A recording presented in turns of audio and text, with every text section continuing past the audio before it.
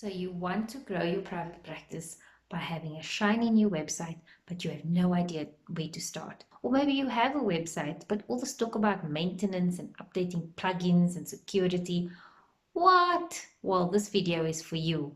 If you want to grow your private practice with a website, the first thing you need to know is what is the difference between domain and hosting.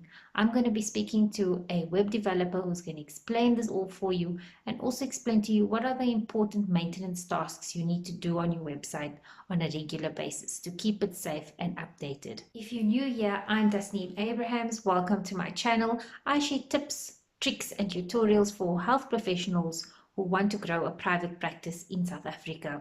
If you like this kind of content, don't forget to hit the subscribe button as well as the bell to get notifications for when new videos are released. Let's get right into it.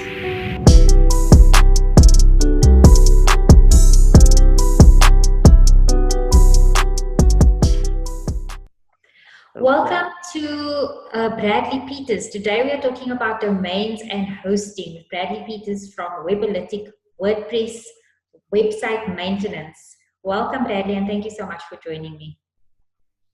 Thank you, Tasneem.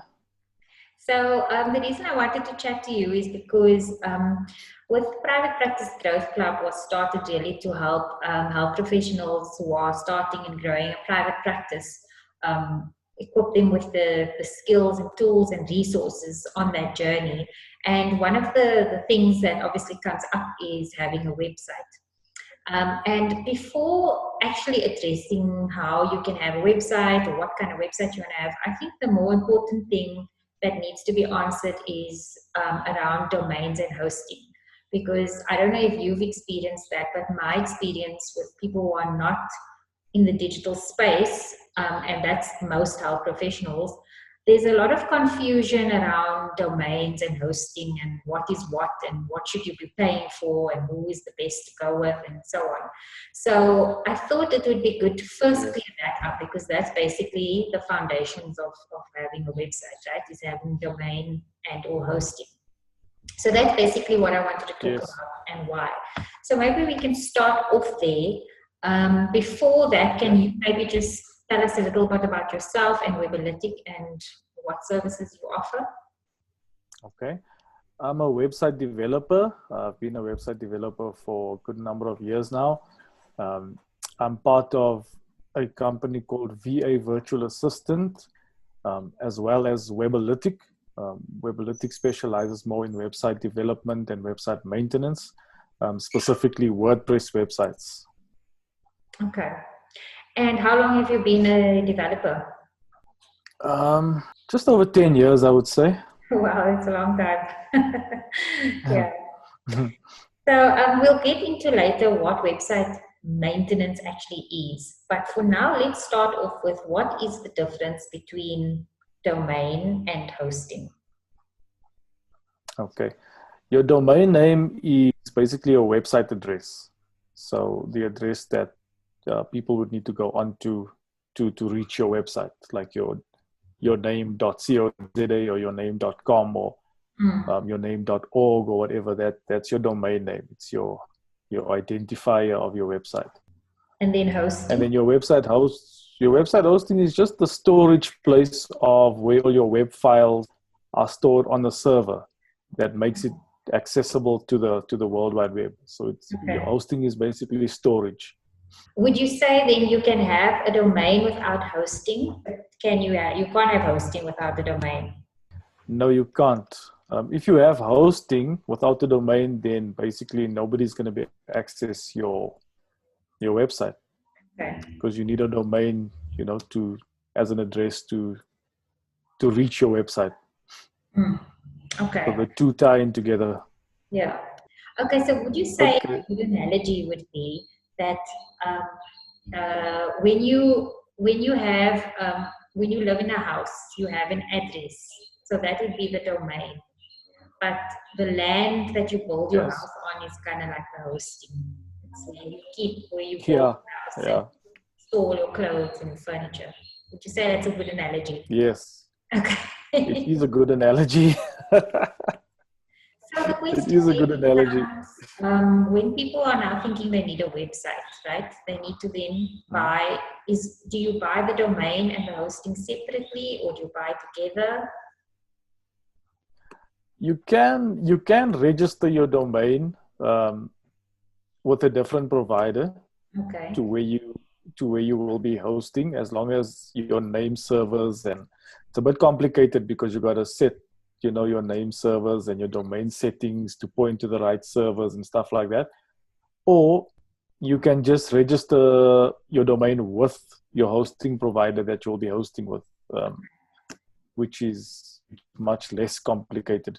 Hmm. So I would say if you're starting out, if you're not too technical and familiar with these things, then rather register your domain with your hosting company where you'll be hosting. Okay. And it's a much more seamless process. Okay. And but I know that there are certain you can also buy a domain and host. Is there different size packages for hosting? Because I know you can buy a domain without Mhm. hosting just so that you have a domain. And then maybe you want to now have a Yes. domain email, but you're not ready to build a website. You can buy just enough Yeah. storage file space for just emails, but you can't build a website on that. Can you talk us through like what are the different kind of hosting options that somebody has? Okay. So yes, you can have a domain without a website. Domain you could use for email. So you could basically take out a package just for email. So you can take out a low storage package for starters, like a 1 gig or a 2 gig package. Hmm. And then, you can start off with domain email if you don't have a website as yet. And you can always scale up. You can build a website and then host it on the very same server, and then just scale up your hosting package Okay. when you need to, as you get more stuff stored on there. Yeah.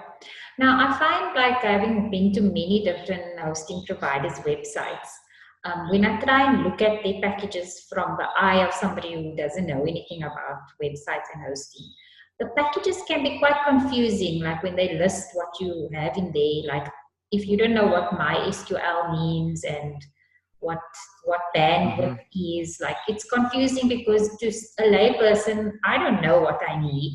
So, if what would Yeah. you say like are the main things when you're going to a website and looking at the packages? What are the main things that the person should be looking at, looking for when they need to figure out Mhm. which package is best for them? Okay, you basically got to look at the storage space. So, for instance, if you're developing a website and you have lots of images that you want to have on your website, yeah, and images take up space. Hmm. So you would look at your images and how much space your images take up, and you'd be able to identify from there, do you need a 1 gig package, a 2 gig package, a 5 gig package. Okay. So it's best to actually work with an expert, like a developer, Hmm. when doing this, someone to guide you through the process, so Hmm. that you don't make common mistakes Yeah. choosing the wrong package, Yeah. or get yourself into a deal that it's difficult to get out of, or Yeah. whatever. So would you say if you are doing it on your own and you're just starting out, it's good to also look and see if the service provider you're using doesn't has the option for you to upgrade or downgrade as you want and doesn't lock you into a specific Yes. kind of package. So Yeah. you Correct. advise people to buy sort of the lowest package and then, just increase it as they go along, or is there a certain package that's usually like Mhm. a gold standard, the rough price of somebody just starting out who wants a basic WordPress website? What is kind of, let's put it this way, what are some of the service providers that you prefer or recommend? Obviously, you also have your own service, but if somebody's just looking to buy their Mhm. domain or just looking to buy email hosting, for example, what are some of the service providers you Mhm. prefer from your experience that they provide a good package, a good service, and they're not gonna lock the Mhm. person in and Yeah. Okay. Well, there's different providers. You get AfriHost, you get domains.co.za, you get Nilo, you get MWeb. I've been using domains.co.za lately, and I find their service to be quite user friendly, and their support is great. So I'm sticking to them. I also use AfriHost, but yeah, I prefer domains.co.za for now because I'm liking their service and I'm liking their support. So I'll stick with them. Okay. So give us an indication of, so you're saying when it comes to which package to purchase, you need to look at the storage space. So that would be the gigabytes that you get, right? And then what about Yes. like bandwidth? Is that something important to consider? Look, if you're starting out and you're building a small website, then bandwidth is not really an issue, because in most cases, if they give you a bandwidth cap as a hosting provider, you more than likely won't even reach that cap, when you're just starting out. Okay. So that shouldn't be really an issue. Okay. And then they often list things like MySQL and that. Is that important for a layperson to actually know how many databases they have, or does that not really matter?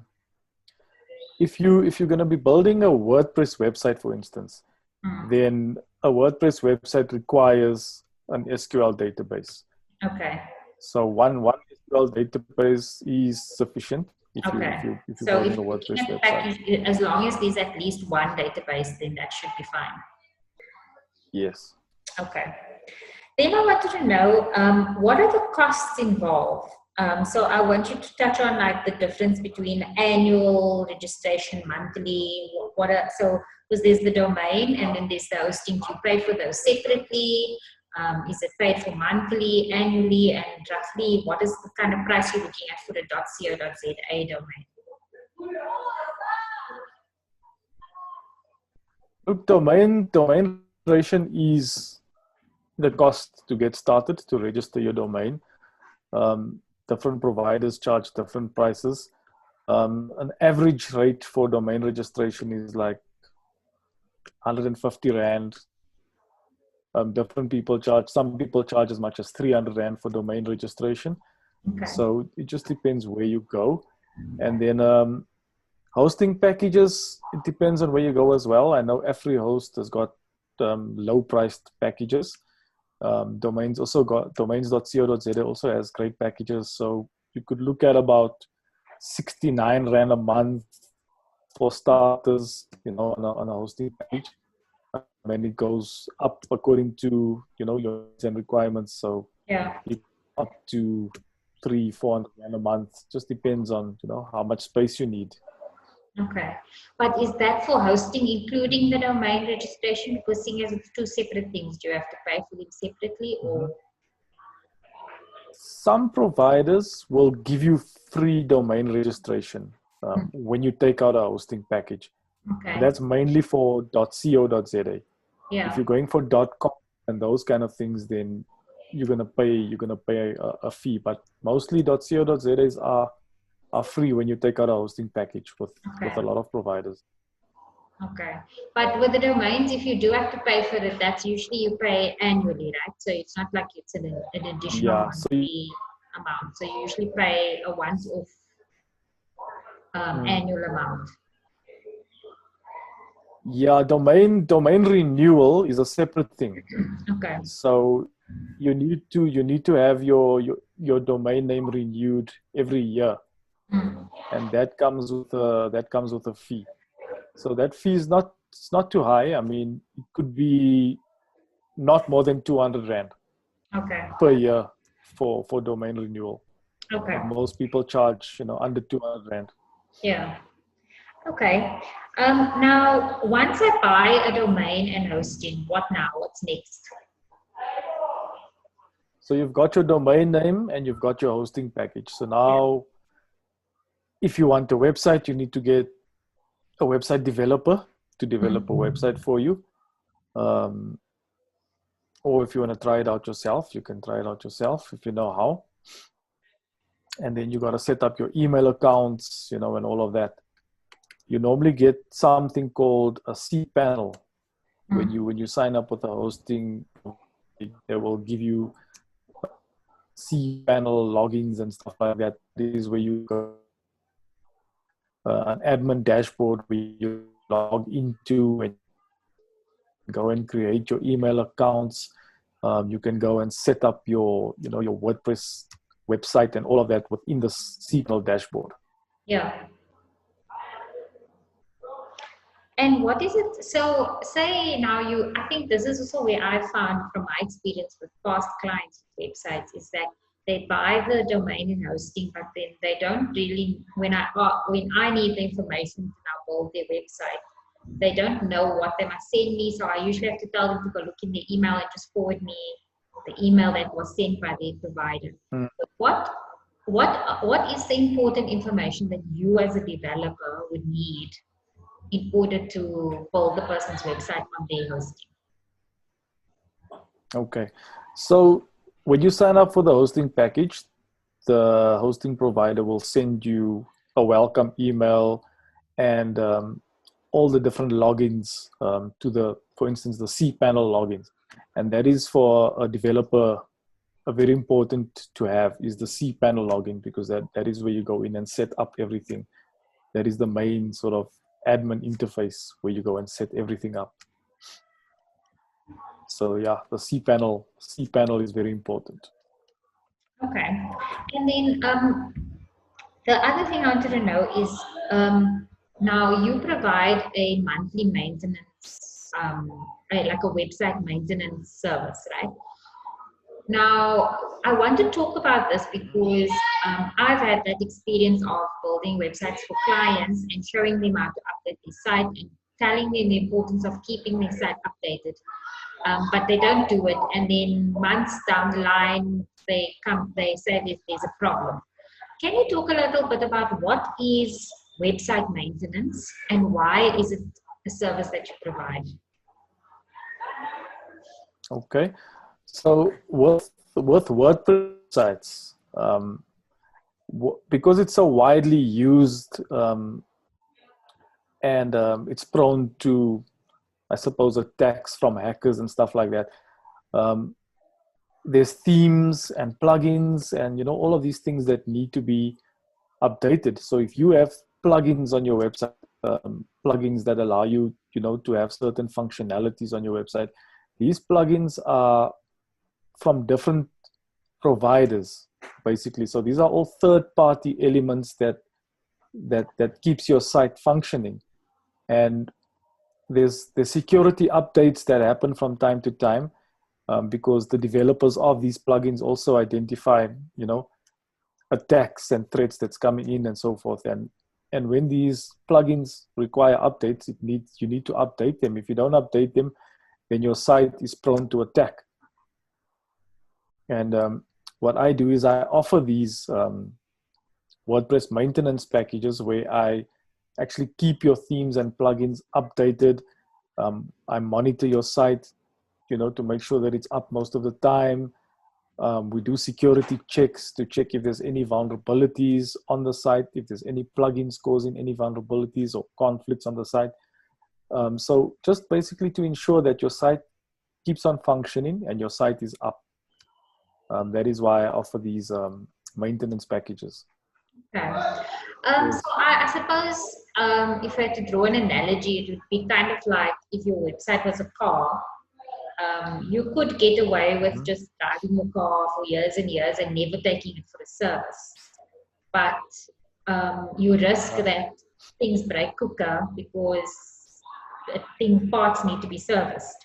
So I suppose you could draw that analogy that you take your car for a service once a year or with a mini service in between to change the oil and that, just to keep everything working smoothly and prevent anything from breaking and costing you a lot more money. So I suppose that would be like with a website, if you have regular maintenance, you prevent. I'll give you an example. What could happen is that, like you say, someone has a website and they just basically don't know that it needs to be kept updated. They don't know that plugins need to be updated all the time and stuff like that, or they just don't have the time to do it. What happens is your plugins become outdated, certain functionalities of your website stop working. In some instances, you could even have your site, hacked. And what that means is for a developer to come in and try and fix that, it depends on the extent of the damage. So sometimes if there's been no backups of the site, you could even look at rebuilding, which could cost thousands of rands. So if you've spent 5 or 6,000 rand or whatever having your website built, and months go by and you don't bother updating your site or maintaining it, you're gonna spend that same amount again to have your site rebuilt. Yeah. So that's basically the risk. So having a maintenance package can prevent, those kind of things from happening. So I just want to go to your website quickly to give an overview of what is maintenance entails and to give people an idea of what it would generally cost. So I'm going to go to your website quickly. I'll just share that screen. Okay, so I'm on your website now. It's weberlytic.co.za. And then I want to specifically, I know you do also offer web design and web development, but I want to specifically go to the website, the WordPress maintenance plans. And then you can just talk us through what are the different plans, and what's included and what would be the benefits of taking certain plans over the others. So it does say, you mentioned about the updates, backup, security checks. Besides your website being down, there's also, your email is linked, although it's nothing to do with your website. You want to make sure that your contact forms are working as well, because you don't know if somebody's trying to contact you through your contact form, and you're not getting the message because it's set up correctly and those kind of things. So you could actually be losing business if you don't keep all those things up to date. Okay, so we're on your plans here. And you've got the basic plan that starts from 285 a month, and then there's a standard and an advanced plan. Can you just briefly go through, like, what is the difference between the 3 plans, and who should be getting a basic plan, and who should be getting a standard or an advanced plan? So the basic plan is for sort of websites with, less functionality, more static websites. And that basically just provides theme and plugin updates, that's the standard thing. And then monthly backups, uptime monitoring, security checks on a daily basis. So that is just the basics of, WordPress maintenance.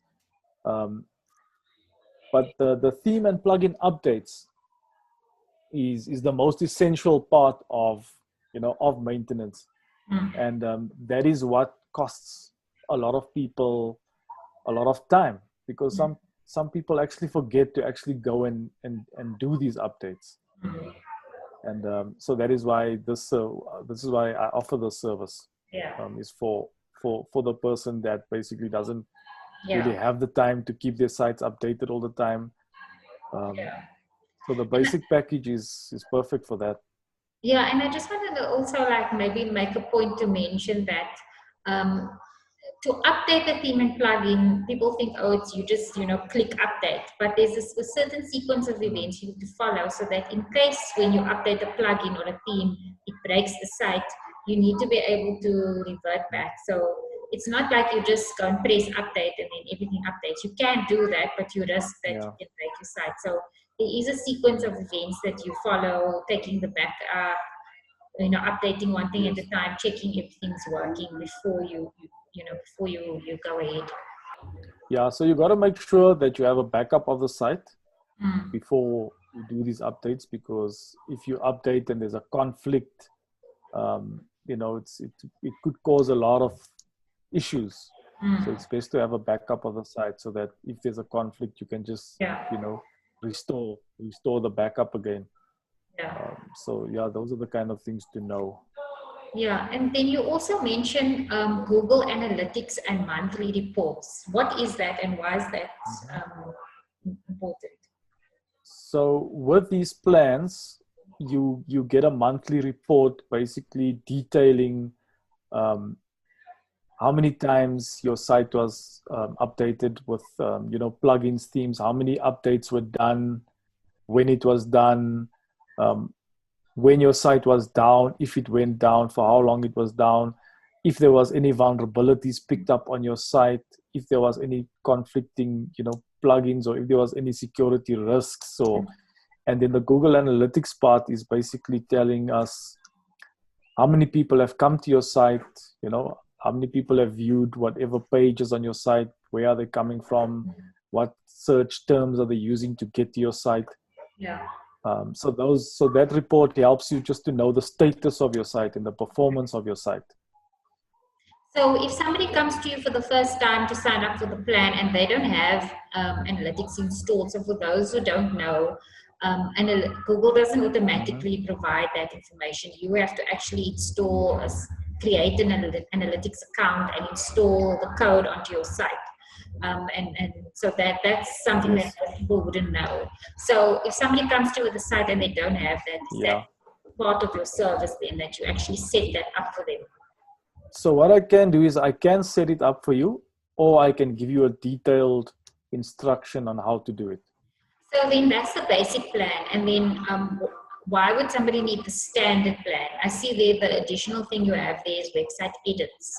So what does that entail? So the standard plan includes obviously more frequent backups, which is on a weekly basis, and then website edits. So if you require frequent changes on your website, small changes basically, which amount to not more than an hour's worth of work on a monthly basis, then you would take out the standard plan. Because a lot of website developers, the hourly rate is probably equivalent to the amount of that monthly plan itself. Okay.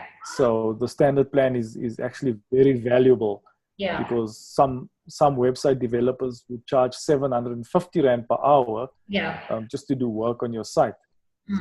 So that is a very valuable plan. So that was Bradley Peters from Weberlytic. All the links that we mentioned are in the description down below to all the different hosting companies, as well as Weberlytic, where you can check out these plans. Thank you, Bradley. I hope that you found that informative. If you have any further questions, please just drop it in the comments. And if you enjoyed this video, don't forget to subscribe and hit the bell for notifications for when new videos are released. Thank you for watching. Bye-bye.